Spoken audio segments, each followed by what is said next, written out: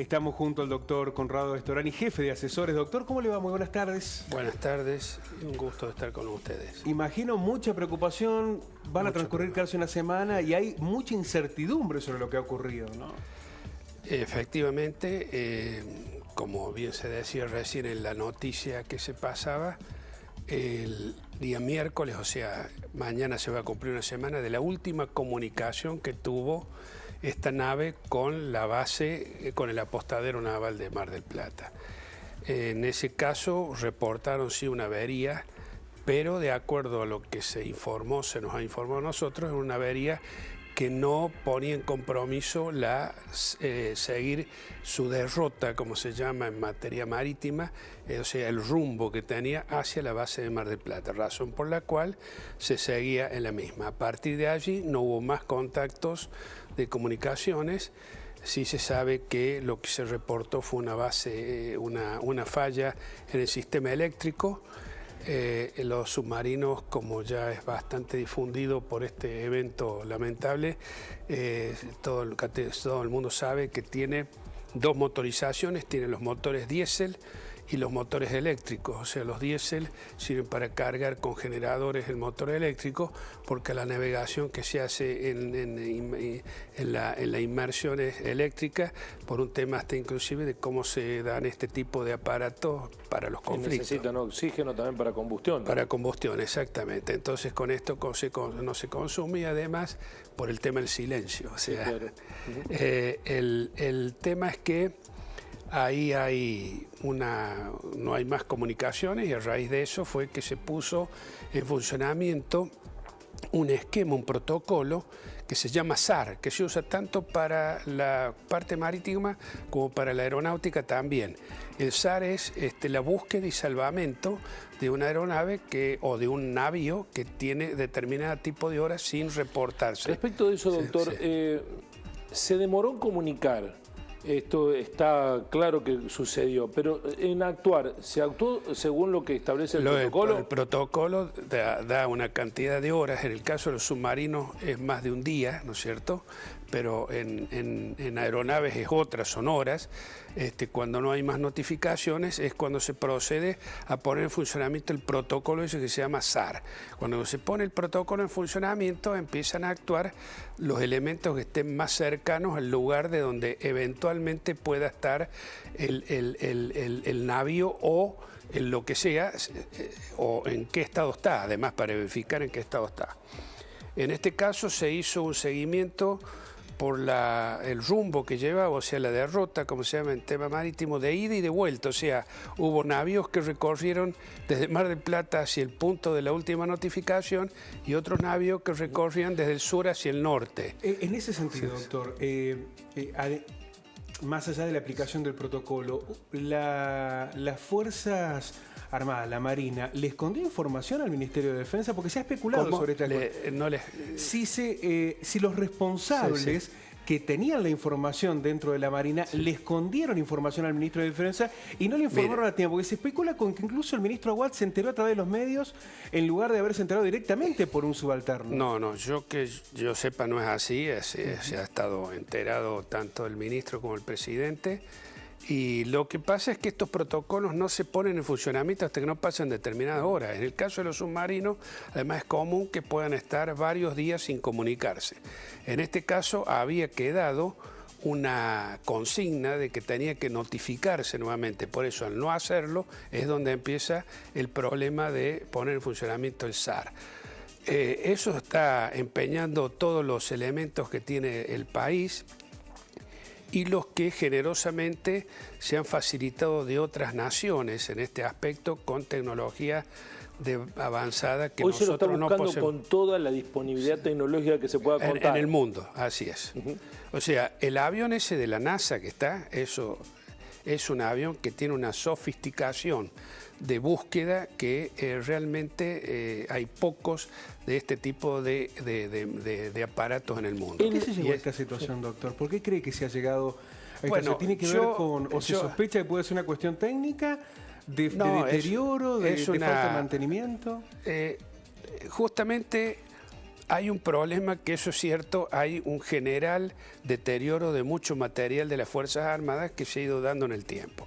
Eso es cierto, pero no es en este caso específico. Como se lo había parado durante mucho tiempo y se lo había hecho a nuevo. Se lo había refaccionado a nuevo. O sea, cuando tanto en este tipo de material, navíos como en aeronaves, no es tanto la fecha o sea, no es el modelo como los autos, claro, sino que cada parte, exactamente, tiene horas de funcionamiento, ¿no es cierto? Entonces, si usted a una parte le asigna 200 horas, a las 200 horas, así esté bien, eso hay que reemplazarlo. Esto es así por determinadas especificaciones técnicas que dan los fabricantes. No sé cómo es específicamente en esto, en las naves estas, sí sé más de los aviones porque tengo experiencia en eso y sé que se cambian así no se tenga que cambiar. En este aspecto, este navío estuvo parado durante un tiempo prudencial donde se le hizo todo lo que se le llama el recorrido de media vida, que supuestamente daba para que pudiera navegar 30 años más, no es 30 años más sin otro recorrido por el tema de horas. Pero este no era el primer viaje que hacía, ya había sido utilizado después de aquella refacción. Nunca había registrado inconvenientes. No, que yo sepa no tengo conocimiento, pero son máquinas, ¿no es cierto? Las máquinas por ahí fallan.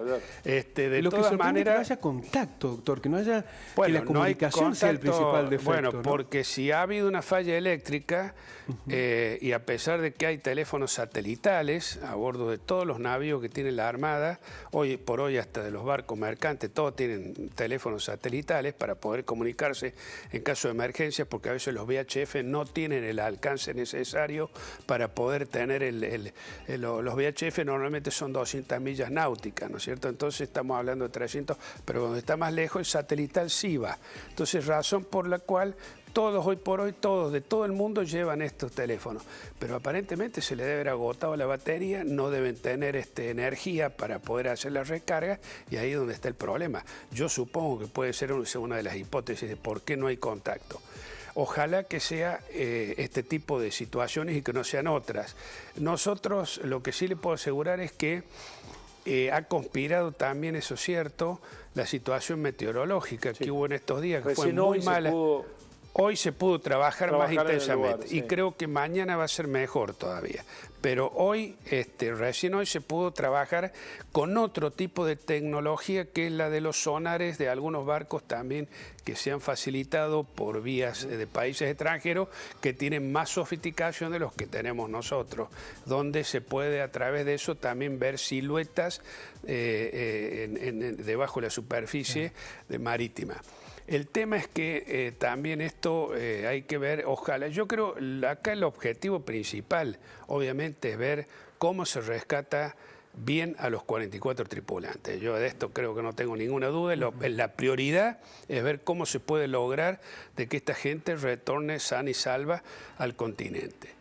En segundo lugar, después veremos cómo se hace, porque cuando existen este tipo de siniestros, al igual que en otro tipo de siniestros, se hace una junta de accidentes que tiene que evaluar, hacer una investigación y evaluar las causas, ¿no es cierto? Las causas que provocaron. De hecho, ya está iniciado un sumario administrativo. Y tienen que iniciar todo eso porque evidentemente es ahí donde se van recopilando toda la documentación que luego se tiene que analizar para hacer un dictamen final en el cual se ven todo tipo de posibilidades. Todo tipo de posibilidades, como la Junta de Accidentes de Aviación, exactamente lo mismo. Lo que sí parece, doctor, haber cierta disritmia en la comunicación de algunos pasos. Por ejemplo, el ministro de Defensa en las redes sociales manifestó que había 7 llamadas que generaban la expectativa que estuvieran relacionadas con los propios tripulantes del submarino. Horas después, el vocero de la Armada desmiente que estas llamadas provengan del submarino. ¿Eso es producto de la improvisación? ¿Es un problema solo comunicacional, de estrategia de acción sobre una situación de conflicto? No, conflicto no. Puede haber habido a lo mejor un desfasaje entre la información que se dio, cómo se dio, pero yo le digo que no hay en eso ninguna situación de conflicto ni nada que se parezca. Lo que pasa es que hubo sí una esperanza para mucha gente cuando aparecieron ese tipo de 7 llamadas que justamente eran de teléfonos satelitales, pero que luego se comprobó que había sido de otro tipo de navío, no era de submarino, porque el submarino tiene un par o 2 o 3 teléfonos asignados que se pueden identificar. La empresa que provee el servicio satelital a nivel internacional, después de hacer un análisis exhaustivo, aclaró que no provenían del submarino. Doctor, usted señalaba que, más allá del caso en particular del ARA San Juan, hay una falta de mantenimiento, un deterioro de equipamiento militar. ¿Cuál es la realidad hoy que tienen las fuerzas en este sentido y qué proyecto tiene o qué política prevé el Gobierno Nacional para mejorar o evitar, digamos, que se profundice ese deterioro? Bueno, en primer lugar, yo le quiero decir que efectivamente yo estoy desde diciembre del 2015, cuando nos hicimos cargo, empecé con el ingeniero Julio Martínez, que era el ministro en aquel entonces, y con Ángel Tello, que era el viceministro, y estuvimos haciendo, yo participé de muchas reuniones donde se nos hicieron los informes de la situación que estaba cada una de las fuerzas. Y efectivamente había muchos problemas por mucha desinversión que había habido, o sea, falta de inversión durante mucho tiempo. Había deudas pendientes importantes con proveedores, y también en ese aspecto había material que por esto que yo le refería antes, por su vencimiento en horas, tenía que ser raliado del servicio. El caso concreto fue de los Mirage de la Fuerza Aérea, que el año pasado fueron dados de baja porque ya no podían seguir volando más con un nivel mínimo de seguridad. Razón por la cual la situación del material de las Fuerzas Armadas era más que complicado. En la Armada también había problemas. Acuérdense ustedes que un par de años antes del cambio de gobierno se había hundido la fragata Santísima Trinidad en el propio puerto Belgrano. Una fragata que vale, si yo le pongo a decir, $400 millones por el equipamiento que tenía. Hoy se ha reflotado eso, pero lo que sirve es el casco, porque ustedes, son todas computadas, son todas informatizadas, ese tipo de material. Obviamente, al haber estado hundido unos meses, no sirve más. Entonces, ese deterioro además ha tenido un costo para el país. Hay un plan de reequipamiento, pero que no es inmediato, o sea, es gradual, digamos. Se van a hacer, ahora se ha comprado los 5 estos super estándar, que no es un tema menor porque vienen, muchos dicen 5, sí, pero vienen con un paquete de repuestos que sirven para poner en funcionamiento otros 7 que tiene la Armada, que están en este momento paralizados por falta de repuesto. Doctor, no es el caso del ARA porque efectivamente habían invertido para recondicionarlo, pero yo lo entrevisté ayer en la radio, usted me decía que existe la posibilidad de que mucho del personal que sale a navegar o a volar, al no tener la cantidad de horas de vuelo y de navegación, le pueda faltar experiencia para enfrentar situaciones de crisis. ¿Este podría ser el caso? No creo, porque dicen que yo no, reitero, no soy quien califica el personal ni nada, pero todos los voceros de la Armada dicen que el personal que está en este submarino es todo personal con amplia experiencia y con mucha profesionalidad, exactamente. Es más, yo le diría que para ser oficial submarinista es como si fuera un posgrado de la Armada, o sea, no va cualquiera, va gente que es más que calificada y que supera una serie de pruebas, no solamente intelectuales, sino también físicas. Yo por eso no puedo, pero es cierto que en otros niveles, ya sea en horas de vuelo, ya sea en horas de navegable, de otro, no se está cumpliendo con lo que se debería cumplir, eso es cierto, y esto no es un tema, no es novedoso, esto viene de hace unos años. Justamente el plan de reequipamiento está destinado también a que la gente que tiene la vocación militar tenga la posibilidad de tener el entrenamiento adecuado para cumplir la misión que le corresponde. Ojalá que este debate se dé en circunstancias de que no haya que sacrificar la vida de ni un solo argentino para que ahí está el tema. Yo le digo una cosa, si, por ejemplo, si usted dice, a ver, vamos a equipar esto, el costo que tienen estos materiales, usted sabe que son considerables. Y usted sabe que si no se toma esto como una política de Estado donde se pueda compatibilizar con las otras, que esto es lo que yo aspiro, con las otras fuerzas políticas, realmente va a ser imposible porque siempre va a haber alguna prioridad con respecto a esto. Y esto lo sabemos todos, ya sea en salud, en temas sociales o en educación, y va a decir, y bueno, porque ahí está el otro tema, ¿queremos o no queremos tener una fuerza de defensa adecuada a la Argentina? No para ir a otros continentes, nada, a la República Argentina, para lo cual hay que tener una fuerza que sea adecuada para hacer la disuasión, para proteger lo nuestro. Doctor, muchísimas gracias. Muchas gracias a ustedes y quedo a su disposición.